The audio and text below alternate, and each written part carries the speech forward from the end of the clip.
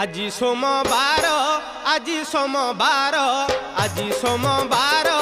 আজি সোমবার आम पड़िशा घर झील जाऊँची शिव मंदिर आम पड़िशा घर झील जाऊँची शिव मंदिर मुंड धोई खोली बाल